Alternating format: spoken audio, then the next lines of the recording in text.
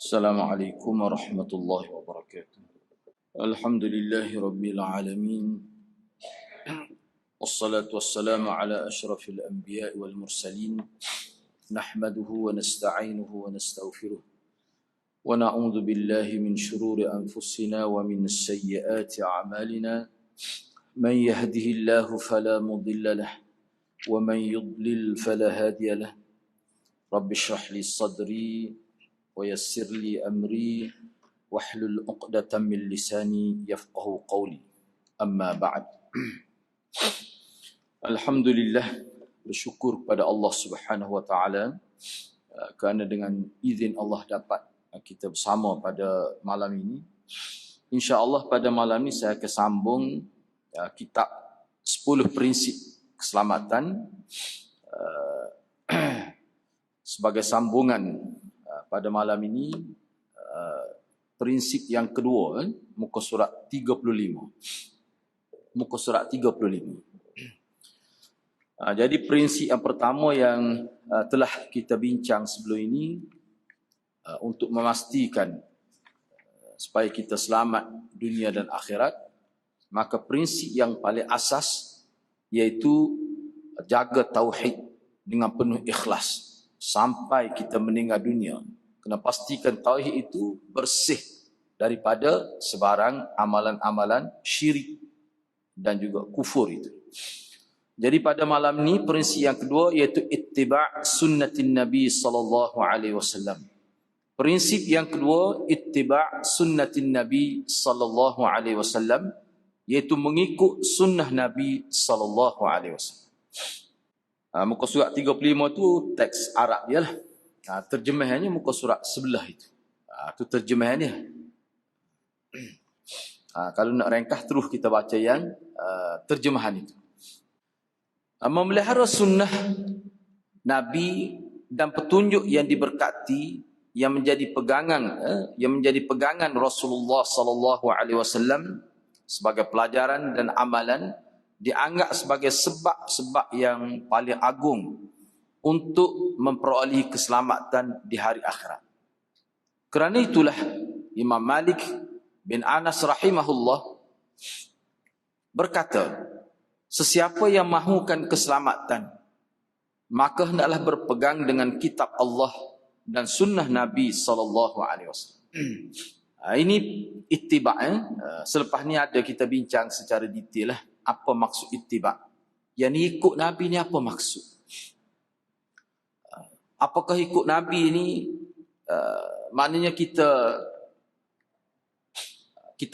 ikut bahagian-bahagian tertentu saja, ataupun ikut Nabi ni boleh kita buat tambahan di atas ada rasa Nabi? Semua tu adalah perbincangan di sini.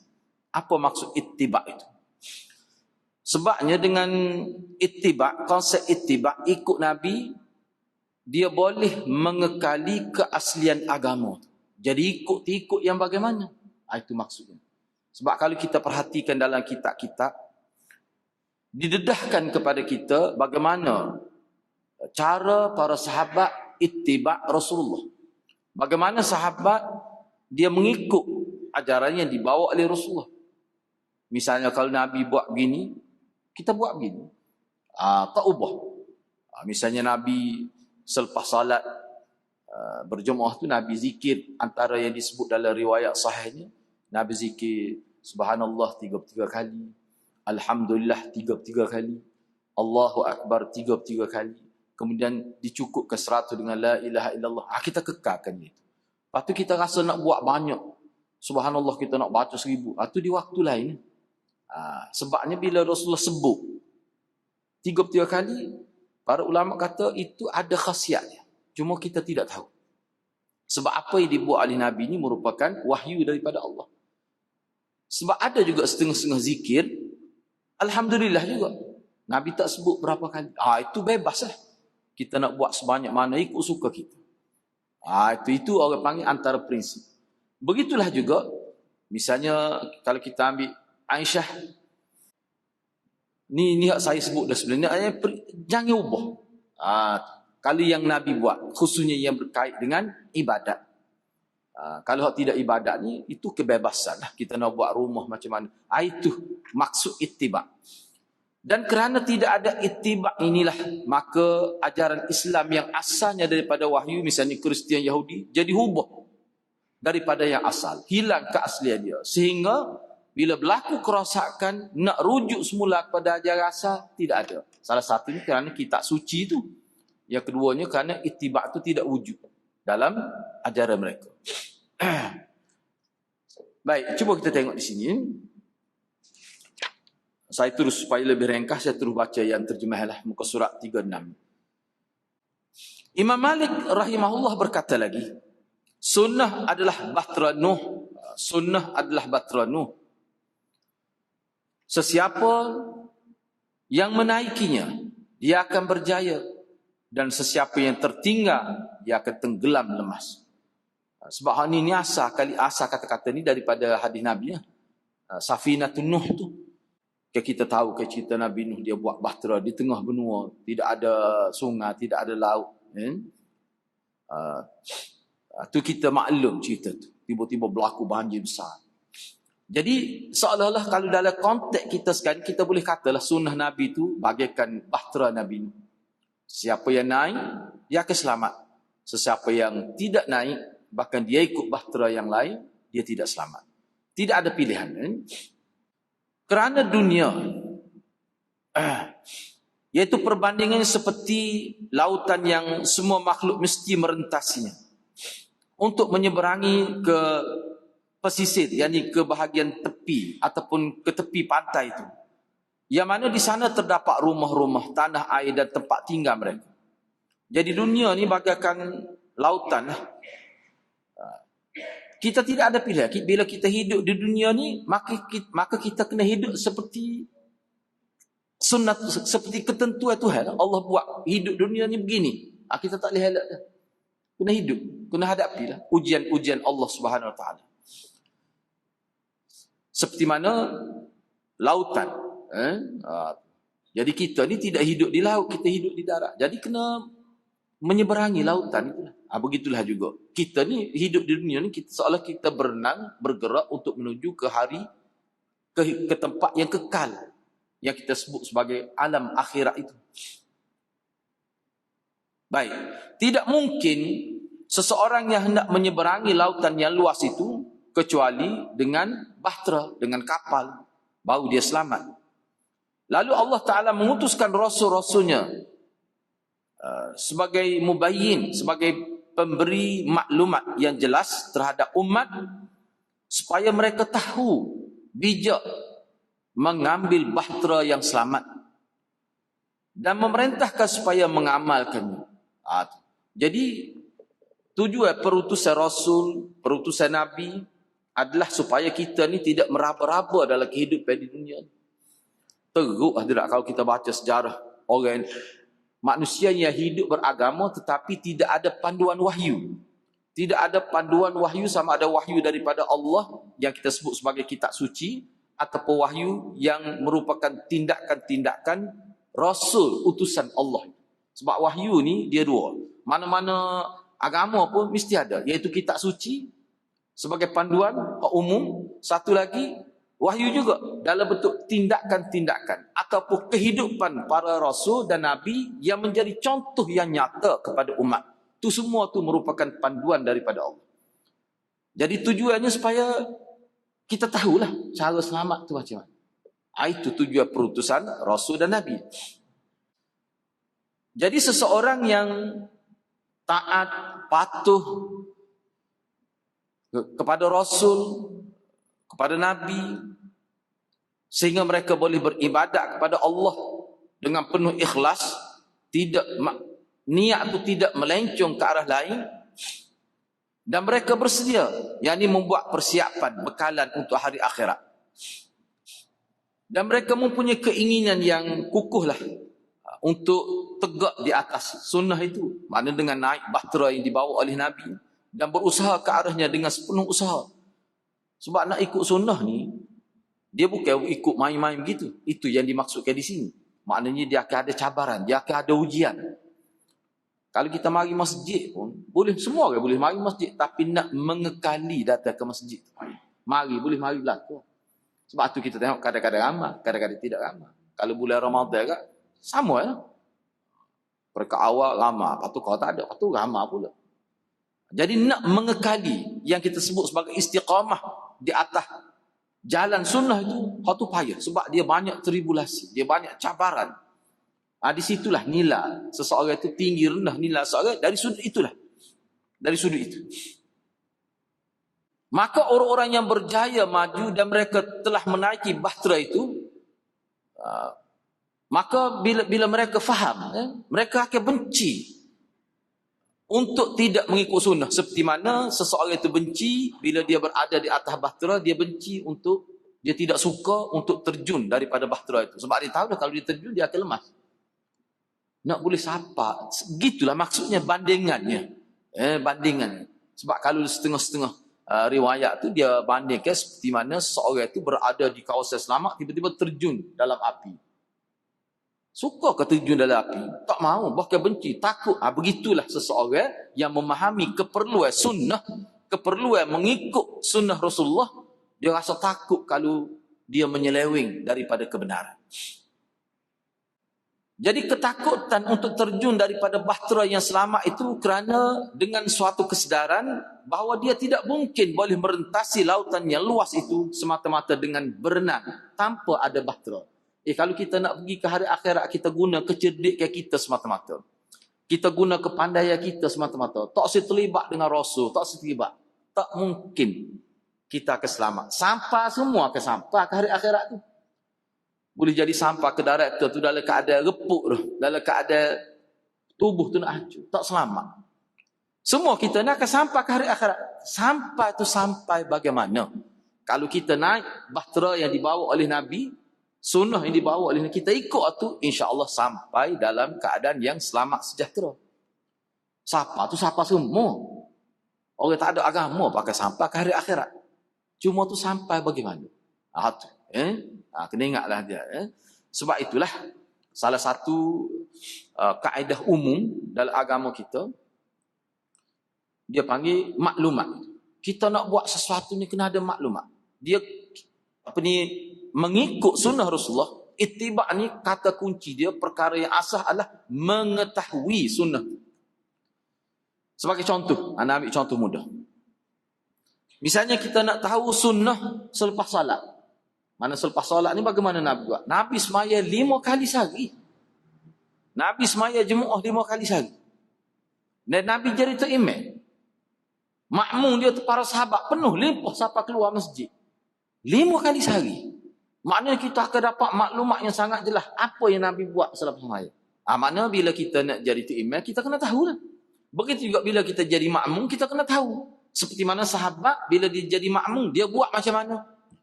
Baik, kita nak dapat pahala, kita dapat anak. Ni saya ambil contoh mudah. Kita boleh anak, dikurniakan anak. Nah, kita tahu bahawa Nabi ni ada, dia panggil salat, orang panggil tahnik, akikah, tahnik. Kita panggil belah mulut lah. Cukup rambut kerak gunting rambut. Lagu mana Nabi buat? Sebab hal tu kalau kita buat sendiri, orang tak panggil ittiba'. Nabi buat lagu mana? Buat Nabi pada anak. Tu kena tahu lah. Jadi kalau tak tahu, kita buat dalam keadaan tak tahu, dia tidak sah ibadat. Dia tidak sah ibadat. Sebab saya pernah, biar anak sebut dah, biar anak sebut. Saya pernah pergi ke satu acara program tahnik lah. Saya pergi tu sebagai dijemput lah, saya pergi. Saya tidak terlibat yang buat, cuma kita ada dalam majlis tu. Jadi ada seorang imam lah dia buat. Ini saya ada situ. Bila dia buat tu, bila dia tahnik tu, mana anak tu dia angkat, dia arak lah, pusing. Semua pakai sentuh kepala lah. Musing, 360 darjah. Nah, musing, patut stop kepala. Paling lucunya, imam tu kata kepada bayi ni bayi perempuan. Dia kata, kalau jumpa pakcik tegur, budak tu nak buka mata pun tak boleh lagi. Dia kata gitu, kalau jumpa pakcik mana-mana tegur lah, dia kata. Budak tu mata pun tak buka lagi. Umur 7 hari tak apa. Dia kata gitu. Lagu tu kata Nabi buat. Benda-benda gitulah. Jadi kalau kita buat tak serupa, kerana kita tidak ada maklumat, ibadat tu tidak lulus di sisi agama. Mudah ya dalam agama kita. Sebab panduan kita siapa? Nabi SAW. Nak tahu macam mana? Sebab kita ni berada dengan Nabi 1400 tahun. Dia ada hadis. Dia ada maklumat yang disampaikan oleh orang-orang yang ikhlas. Generasi mula-mula sahabat tabi'in. Dan seterusnya sampai kita. Boleh dirujuk. Ada kitab. Dan kitab tu memuatkan maklumat. Maklumat tu dia melalui satu disiplin yang sangat kukuh. Tidak ada dalam mana-mana disiplin ilmu yang lain. Tu maklumat agama. Jadi boleh rujuk. Jadi makna kita bincang ni, kita nak ikut Rasulullah, kita melalui satu proses nukilan maklumat yang sangat ketat. Dia punya disiplinnya. Maknanya kalau kita ikut betul, ngaji dengan cara sistematik, kita akan tepat ikut Nabi, supaya sahabat ikut. Baru jadi amalan kita. Ni kalau ikut-ikut, tak jadi. Tanya budak kecil tu, kalau jumpa pakcik tegur, tak gang. Kalau orang dengar pun nak sokong. Jadi seolah-olah Nabi buat gitu ke? Benda-benda gitu. Tu dia panggil ittiba. Jadi kena tahu. Nabi buat macam mana? Kena tahu. Baik. Itu saya sebut tu prinsip. Bila kita bercakap tentang ittiba sunnah, itulah prinsip dia. Sebab kita nak nikah kan? Kita kena masuk kerusuh nikah. Tak boleh nak nikah gitu. Lama tak tahu hukum mandi wajib. Pun tak erti. Gak nikah ni bukan bab mandi wajib saja. Banyak lagi. Bapa masuk kerusuh tu? Nak tahu hukumnya tu. Takut buat salah, dosa. Selain tak boleh pahala, dosa. Nak terlibat dalam perniagaan, kena masuk kerusuh perniagaan. Takut terlibat dengan perniagaan yang tidak halal. Semua yang kita nak buat, kena tahu. Barulah perbuatan kita tu dia jadi ibadat, tidak jadi adat biasa. Ini hak kita nak bincang. Ini disebut sebagai prinsip. Prinsip ni maknanya perkara besar. Bukan ranting, tapi asas. Baik. Orang yang bodoh pula merasa sukar mengendalikan bahtera. Bagi orang yang tak cerdik, dia kata ikut sunnah ni payah. Susah ikut sunnah. Naik bahtera ni payah. Sebab bila duduk atas bahtera, duduk atas kapal tu, dia ada ketua dia. Kena ikut peraturan, tak boleh buat gini, tak boleh nak tebuk, tak terkalu, tak boleh nak buat. Dia ada peraturan. Dia rasa susah ikut agama ni. Ikut ajaran Nabi. Apa? Nafsu kita nak buat gini, tak boleh. Ni tak boleh. Dia rasa begitu. Ada juga orang ni bodoh. Diistilahkan dalam agama sebagai orang bodoh. Jadi dia rasa suka nak mengendalikan bahtera, peralatan-peralatan yang ada di atas bahtera. Dan dia rasa susah duduk atas bahtera tu. Dia rasa begitu. Jika kami gagal, kami akan merentasinya dengan berenang. Mereka adalah kebanyakan ahli dunia. Maka mereka mengharunginya. Lalu bila mana mereka tidak mampu mengharunginya, mereka memutuskan untuk berenang sehingga mereka tenggelam. Dan penumpang kapal itu berjaya sebagaimana mereka berjaya bersama Nabi Nuh. Jadi setengah-setengah orang tu, ni dia punya buat perbandingan. Seperti mana Nabi Nuh dulu. Nabi Nuh dulu, air tu sampai tenggelam bukit. Anak dia sendiri bila bukit nak tenggelam dah. Nabi Nuh hajak dan naik atas kapal, tak sih lagi. Dia kata, sa'awi ila jabalin ya'simuni minal ma'. Saya tak sih naik atas bahtera ayah ni. Saya akan benar menyeberangi. Nak pergi naik ke puncak bukit. Saya akan daki puncak bukit. Bukit tu, puncak bukit akan menyelamatkan saya. Dia tak sedar bahawa air itu bukan banjir biasa. Begitulah juga berlaku pada umat Nabi ni. Seolah-olah yang tidak mahu mengikut ajaran Nabi dengan lengkap, seolah-olah mereka ni sanggup terjun daripada bahtera yang dikemudikan oleh Nabi. Dan dia nak akan pergi ke pesisir pantai tu dengan berenang ataupun dengan kelompok dia yang kecil itu. Dalam keadaan tidak ada pengalaman, tidak ada panduan daripada wahyu. Selamat kau itu. Tak akan selamat. Sebab laut ni dia bukan air saja, dia ada pula jerung dan sebagainya. Orang yang ikut agama ni pun kadang-kadang tergelincir. Apatah lagi orang yang tidak ikut agama. Sebab kalau kita perhati hadirat, dalam kehidupan kita di dunia, kalau kita perhatikan, ni kita perhatikan pokok sesak. Sebab ulama kita kumpul buku khusus bicara tentang ajaran sesak. Kalau kita baca buku-buku, 2 jilid buku ni, pokok sesak ni memang cerdik-cerdik kepala-kepala dia tu. Hebat pengajar. Bapa jadi sesak tu? Dia bincang di situ. Jadi maknanya sesak ni dia bukan kena orang bodoh saja tu.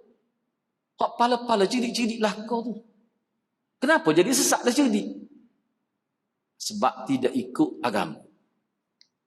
Tu. Mudahnya syaitan ni, dia lebih cerdik daripada kita. Mana kalau kita nak lawan syaitan dengan akal semata-mata, tak mampu kita. Kecuali kita lawan syaitan dengan ikut agama. Oh hadirat kalau hadirat belajar sunnah secara sistematik, akan jumpa lah. Nabi ajar kita, kalau gini buat gini. Mana siapa dia ikut tu sama. Tak kira dia tu siapa. Dia profesor ke, dia kapung biasa. Kalau ikut Nabi, berjaya. Sebab itulah ada orang tanya, kenapa Nabi SAW dia sendiri tidak sempat bawa agama Islam ni ke luar daripada kepulauan Arab. Nabi tak sempat. Bahkan Nabi operasi dia Madinah, Makkah. Nabi tak sempat pun nak bawa Islam keluar. Jadi siapa yang bawa agama? Siapa ke seantero dunia itulah kita kata? Sahabat. Para sahabat. Apa Allah buat gitu agama? Tidak Nabi sendiri.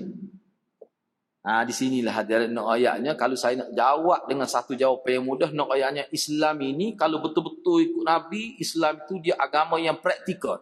Bukan agama yang hanya bila kata Nabi, Nabi saja. Kalau Nabi tak jadi sesat. Tak. Sebab apa? Sebab panduan. Itibak ni lah. Makna kalau kita betul-betul belajar ikut sunnah, Nabi tak ada pun selamat kita. Sebab Nabi tinggal Quran dengan hadis tu, Nabi tinggal Quran, tinggal hadis, dan generasi yang bawa maklumat agama ni sudah diiktiraf orang yang ikhlas. Terbukti berjual puluh-puluh peperangan sebelum mati. Terbukti. Walaupun Nabi tak ada kali ikut atau selamat. Itu keyakinan kita. Dan itulah maksud iman bir rusul. Mana kita percaya dan kita sanggup ikut. Sanggup ikut. Sebab tu dalam agama kita, kalau seorang tu jelas ni ajaran Rasulullah. Kalau dalam hati dia rasa tak cukup ajaran Nabi, boleh terjejah akidah tu. Dia boleh terjejah akidah. Sebab bila Nabi buat ni, hak tu terbaik. Dari sudut mana keyakinan? Dari sudut iman. Dari sudut iman. Saya tekan ke waktu tu sebab itulah sebenarnya maksud ittiba'. Baik, seterusnya. Maka perhatikan, ini adalah merupakan perbandingan. Kita kena perhatilah perbandingan ini. Dan keadaan ahli dunia akan jelas kepada engkau betapa jelasnya mana realiti yang sebenar lah. Realiti yang sebenar. Realiti yang sebenar. Baik.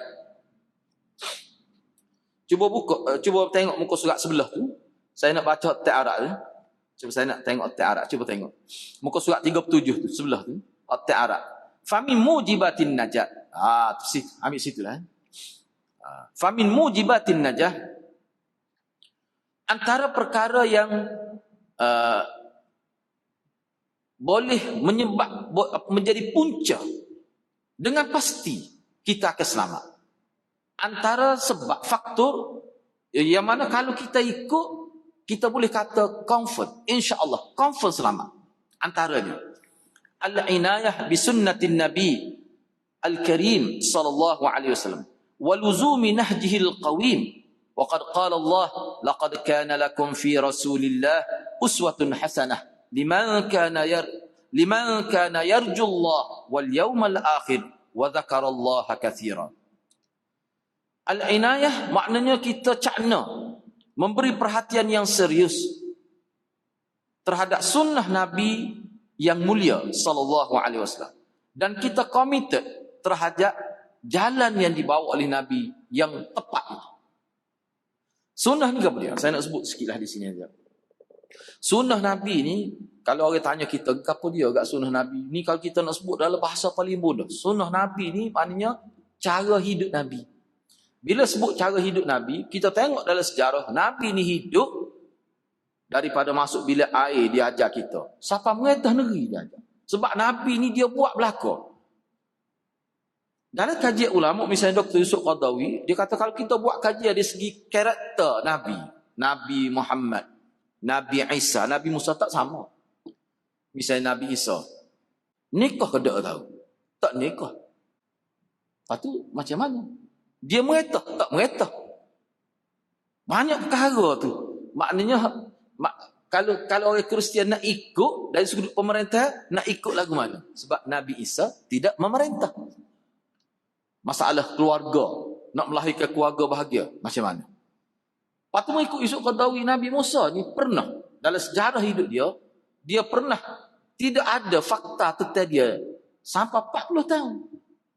Mana dalam kitab Taurat itu sendiri, terputus cerita Nabi Musa hampir 40 tahun. Mana pernah maklumat daripada kitab, tak ada cerita Nabi Musa selama mana? 40 tahun. Nabi kita ni setiap hari ada cerita. Boleh tahu. Siapa 23 tahun tak jadi Nabi, umur 40 siapa mati. Lengkap. Bak apa dia? Bak jadi hakim pun dia, peguam pun dia, jadi ayah pun dia, bak masuk pun dia ayat lagi. Tapi kalau tanya cara nak buat anak tu tak ada. Nah, tapi masuk ni hadirat maksud dianya biar boleh pahala. Buat gapo tak apa, biar boleh pahala. Mana dengan kita faham prinsip yang Nabi ajar, kita buat gapo pun boleh pahala. Boleh pahala ni makna ki sunnah dah boleh pahala. Kalau tak ikut sunnah dia tak boleh pahala. Atau kena jelas tu. Walaupun kita puasa comel kita buat, tapi tak serupa dengan Nabi buat. Ni kalau ibadat. Ni dalam bab ibadat dia tak boleh pahala. Setara itulah nak ayatnya bab ittiba' ni, sebab tu dia dianggap sebagai mujibatin najah. Prinsip yang menyelamatkan hidup manusia. Walaupun kita puasa comel, habis duit banyak masa, tapi tak serupa dengan Nabi buat. Tak boleh pahala. Ni dalam bab ibadat. Dalam bab ibadat. Dalam bab ibadat. Bukan dalam bab kehidupan biasa ni. Ni bebas. Allah beri selagi tidak bercanggah dengan agama, bebas. Tu kebebasan agama kita tu lebih besar daripada agama lain. Nak pakai pakaian macam mana, tak apa. Asalkan jaga prinsip berpakaian. Tu agama kita. Baik. Kalau kita perhatikan ayat 21 suratul Ahzab ni sangat nyata. Laqad kana lakum. Laqad ni kalau terjemuh dari segi harfiah lah, dia panggil dua harfut takkid. Lam takkid dengan qad. Laqad demi sesungguhnya. Kana lakum. Bagi kamu, adalah bagi kamu. Kamu ni siapa dia? Umat Nabi lah. Sahabat dan kita. Kalau zaman kita lah. Fi Rasulillah. Pada diri Rasulullah tu. Uswatun hasanah. Ada ikutan yang baik. Liman kana yarjullah. Bagi sesiapa yang mengharapkan bertemu dengan Allah. Wal yaumal akhir. Dan yakin akan bertemu Allah di hari akhirat maksudnya. Wa dzakarallaha katsir. Dan dia pasti akan ingat pada Allah. Wa dzakarallaha katsir. Dan orang yang ingat pada Allah banyak-banyak, dia akan dapat. Dia akan dapat.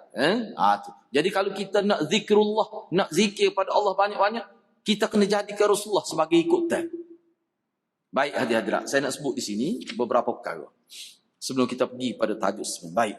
Sebab dalam hal ini, kalau kita perhatikan dalam terjemahan ayat ini,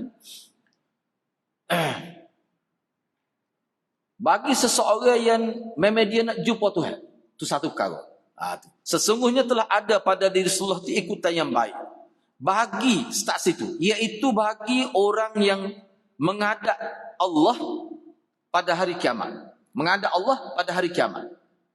Dan yang banyak ingat pada Allah. Ini bagi orang yang nak menghadap Tuhan hari akhirat, dia selamat. Dan orang yang nak zikir kepada Allah dengan banyak, dia tak dapat tidak. Dia mesti ikut Rasulullah. Itu maksud ayat ni. Jadi kalau kita nak mendabik dada kita kata kita kuat berzikir, tetapi cara zikir yang kita buat tu tidak seperti Rasulullah ajar. Ni saya ada tengok dalam YouTube Tuan Ibrahim Tuan Man, Ustaz Tuan Ibrahim Tuan Man. Datuk lah dia ni. Dia cerita dalam tu, saya nak sebut. Dia pernah masuk satu gua di Malaysia ni. Dia cerita, dia tak sebut negeri mana. Dia masuk dalam gua tu gelap lemak lah. Tiba-tiba dia jumpa ada seorang tu duduk berzikir dalam gua. Dia tanya lah. Duduk berzikir dalam gua. Selama mana dia mari? Dia kata nak mencukupkan 40 hari. 40 hari dia duduk dalam gua. Tuan Ibrahim tu dia tak ingat dengan baik. Tapi seingat dianya, orang tu kata dia duduk situ sudah 27 hari. Maknanya berapa hari lagi? 13 hari lagi. Cuba bayangkan. Dengan berzikir. Bila nak berzikir, masuk dalam gua, nak cukup 40 hari, duduk dalam itu 27 hari dah. Baik. Dalam konteks ittiba' sunnah, bila nak berzikir, betul ke tu cara dia? Dalam konteks ittiba' sunnah, betul ke tidak? Jadi kalau kita belajar, kita boleh nilai sendiri lah. Lagu mana semaya Jumaat dia? Semaya Jumaat lagu mana? Lepas tu ada ke Nabi buat gitu? Adakah tidak?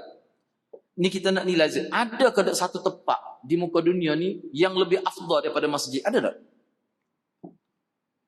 Mana kalau kita nak ibadat, ada lagi ke tidak satu tempat yang lebih mulia, yang lebih afdal, lebih tinggi nilai pahala berbanding masjid? Mana-mana masjid? Masjid Mekah, Madinah, Masjid Al-Aqsa, Quba tu hal lain lah. Kerana waktu sebut dalam hadis secara khusus. Tak ada. Jadi maknanya perbuatan tu tidak tepat lah. Hak tu yang kita nak tekan di sini. Hak tu anda sebut tadi. Bayangkanlah. Ingat mudah kau. Nak kecil, nak berok. Payah tu. Niatnya molek. Sebab apa? Nak zikrullah. Tapi nyagi masuk dalam gua. Sebab apa jadi gitu? Perbuatan tu dia panggil ikut Nabi ke ikut siapa? Ya. Tu sebelum turun wahyu.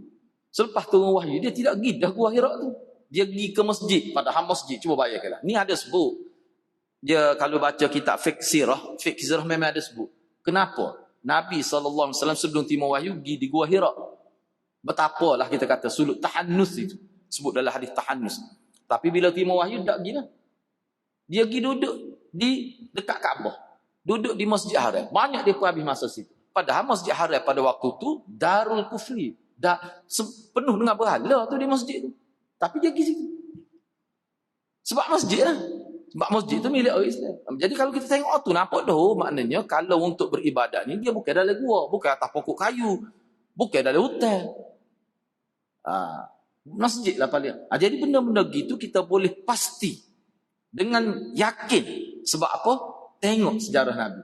Belajar sejarah Nabi. Itu maknanya, itu saya tekankan tadi, maknanya bila kita nak ikut sunnah, dia tak boleh pisah dengan maklumat. Kita nak ikut Nabi dari sudut kahwin. Kena tahu Nabi berkahwin tu macam mana kaifiat dia, cara dia, disiplin dia. Baik, kita nak datang masjid. Ni saya nak sebut sunnah. Datang ke masjid. Kita nak boleh pahala yang maksimal datang ke masjid. Kena tahu. Ulama tulis kitab khusus tentang masjid. Disiplin dia yang kita kena patuh. Kalau tidak, mari masjid bukan sekadar tak boleh pahala. Dia boleh dosa. Sebab masjid-masjid ni ibadat. Itu hadirat hak kita nak bincang. Sebab itulah. Kalau kita gagal menghayati kehidupan dengan cara sunnah tu, kita akan habis masa sepuluh lain juga. Habis umur sepuluh lain juga. Habis harta sepuluh lain juga. Kita boleh yakin ke di hari akhirat kita akan lulus, kita akan selamat bila dibicara di mahkamah Allah. Ana kalau tanya ana tak yakin. Sebab siapa sana tak boleh hundur kelip dah. Siapa di hari akhirat tengok-tengok, tak ada pahala. Rupanya tak ikut cara Nabi dalam kehidupan. Dia tak boleh balik semula. Sebab nak balik mana? Dunia ni Tuhan peracur tu. Ulama kata hikmat Allah peracurkan alam ini. Nak ayatnya tak ada balik dah ke dunia ni. Bila sampai akhirat, tak mungkin boleh balik. Allah peracur dah dunia. Itu antara hikmat dia. Kita hidup di satu tempat yang baru. Itu kena ingat semua tu. Kalau tak ingat itu takut jadi lalai dan sebagainya. Gitulah. Okay, seterusnya. Cuba tengok muka surat 39. Allah Subhanahu wa taala berfirman di dalam surah An-Nur ayat 63. Sebenarnya ayat-ayat sumpah ini banyak dia kata. Mana ayatnya ni? Falyahzaril ladzina yukhalifuna an amri. Hak tadi suruh ikut Rasul. Hak ni ancaman kepada orang yang tidak mau ikut Rasul. Falyahzaril ladzina yukhalifuna an amri an tusibahum fitnah au yusibahum azabun alim. Dan Allah Ta'ala berfirman, maka hendaklah orang yang menyalahi perintah Rasulnya takut akan mendapat ujian, cobaan, ataupun takut ditimpa musibah atau azab yang pedih. Sepatutnya dia kena rasa takut. Apa maksud ayat ni? Apa kalau orang tak ikut Nabi sepatut dia berasa takut? Apa ayat ni ayat ni? Orang yang menyalahi ajaran Nabi, tak ikut sunnah Nabi, ni khusus dalam bab kehidupan, dalam bab ibadat lah. Kalau dalam bab kehidupan biasa ni, itu kita tidak fokus pada itu. Ni. Walaupun dalam kehidupan biasa ni pun, kita kena ikut Nabi juga. Tapi kita ambil dalam khusus dari segi ibadat. Orang yang menyalahi ajaran Nabi sepatutnya dia kena takut. Bapa Quran ayat gitu. Lepas tu sebut pula. Takut tu sepatut dia kena takut ditimpa ujian, fitnah. Ataupun takut kena timpa azab. Ayat ni mafhum mukhalafah dia, mana orang yang menyalahi sunnah Nabi, dia bukan sekadar berdosa. Bukan sekadar dia tidak selamat. Kita kena sebut dengan berterus terang. Dengan nyata dan berterus terang, bahawa mereka akan diazab di hari akhirat. Rupanya, ayat ni nak ayatnya, dengan jelas, orang yang menyalahi sunnah Nabi, dia akan diazab di hari akhirat. Bukan sekadar boleh dosa. Ini kena ingat. Qala Ibnul Qayyim, wal maqsud anna bihasabi mutaba'ati ar-rasul sallallahu alaihi wasallam takunu al-izzah wal kifayah wal nusrah kama anna bihasabi mutaba'ati takunu al-hidayah wal falah wal najah. فالله سبحانه وتعالى علق سعادة الدارين بمتابعته وجعل شقاوة الدارين في مخالفته فلاتباعه الهدى والأمن والفلاح والعزة والكفاية والنصرة والولاية والتأييد وطيب العيش في الدنيا والآخرة والمخالفيه الذلة والصغار والخوف والضلال والخذلان والشقاء في الدنيا والآخرة. Ini anak terjemah sini, tengok hati Arab ni ya. Ibnul Qayyim berkata, oh, dia kata payah kita beli kitab, tak saya tengok. Kena tengok sebelah tu lah. Muka surat 40 sebelah tu. Apa kata? Ibnul Qayyim rahimahullah berkata. Cuba perhati molek. Ni kemah. Kemah bahasa dia. Ibnul Qayyim kata, cukuplah. Kita nak dapat kemuliaan ni, kita kena rasa cukup. Tak perlu dah ambil lain. Cukup dengan ikut cara hidup Rasulullah. Cukup dah. Kalau nak dapat al-izzah, kemuliaan. Kena rasa cukup. Cumanya di sini saya nak terjemah beginilah. Sebab tu anak nak baca Arab mudah. Anak pun mudah-mudah Arab tengok ni lah. Dia gini maksud dia. Dia gini ikut Nabi ni menjadi punca izzah. Ikut Nabi dalam konteks agama kita bercakap, ikut ajaran Nabi. Maknanya ikut tu bila kata nak ikut kena tahulah. Tu jelas. Jadi ikut ajaran Nabi, ajaran Rasul ni takunul izzah. Punca dapat kemuliaan. Punca hati kita jadi cukup, tidak meraba-raba cari sesuatu dalam kehidupan. Itu maksud dia. Dan punca dapat nusrah, pertolongan daripada Allah. Sebagaimana mengikut Nabi ni juga dia menjadi sebab dapat hidayah. Bila kata ikut Nabi, orang itu dapat hidayah. Bila kata ikut Nabi dengan betul, orang itu akan dapat al-falah, kejayaan, dan dapat an-najah. An-najah ni selamat daripada api neraka. Maka Allah Subhanahu wa taala allaqa sa'adatad darain. Allah kaitkan seolah-olahnya untuk seseorang itu dapat kebahagiaan dunia akhirat, Allah kaitkan ikut Nabi ke tidak. Arab tu mudah kita faham. Ikut Nabi ke tidak. Makna kalau dia ikut Nabi selamat, tak ikut tak selamat. Tak ada kompromi, tak payah bincang. Keputusan ni muktamad. Itu maksud dia. Dan Allah Subhanahu wa taala menjadikan kecelakaan hidup dunia dan akhirat fi mukhalafati, kerana berselisih dengan ajaran Nabi. Menyelisihi ajaran Nabi menjadi punca kecelakaan hidup manusia dunia akhirat. Sebab tu anak kata kata-kata Ibnul Qayyim ni memang hebat. Bahasa dia. Jadi mengikut Nabi adalah petunjuk keamanan, keselamatan, kejayaan, kehebatan, cukup, hati jadi tenang, dapat pertolongan Allah, dan dapat ni walayah, wat ta'yid. Kita jadi mantap. Ada kekuatan jiwa, hati jadi tenang dunia akhirat. Tu kalau ikut ajaran Nabi. Wali mukhalifi, dan bagi orang yang menyelisihi ajaran Nabi adalah zillah, kehinaan, was-saghar. Was-saghar ni makna dia dipandang lekeh, takut, timbul ketakutan, tak tenang hati. Dia sesak, dia akan jadi hina, dan dia akan celaka dunia akhirat. Maknanya di sini Ibnul Qayyim cuba buat perbezaan kesan ikut Nabi dan kesan menyelisihi ajaran Nabi. Ini prinsip yang kedua. Gitulah.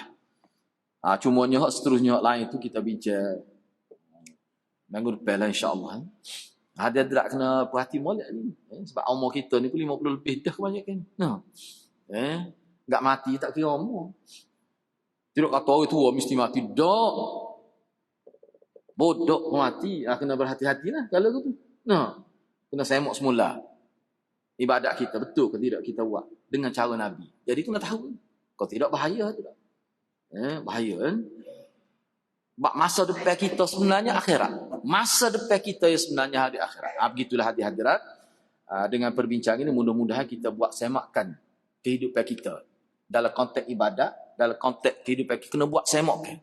Takut ada kesilapan yang berlaku, kita perbetulkan segera. Tidak boleh bertangguh.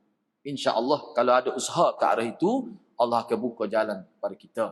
Allah akan buka hati kita ni semangat untuk hidup dengan cara mengikut sunnah Rasulullah sallallahu alaihi wasallam. Mudah-mudahan Allah berkati kita semua. Aku qauli hadza wa astaghfirullahal azim li wa lakum.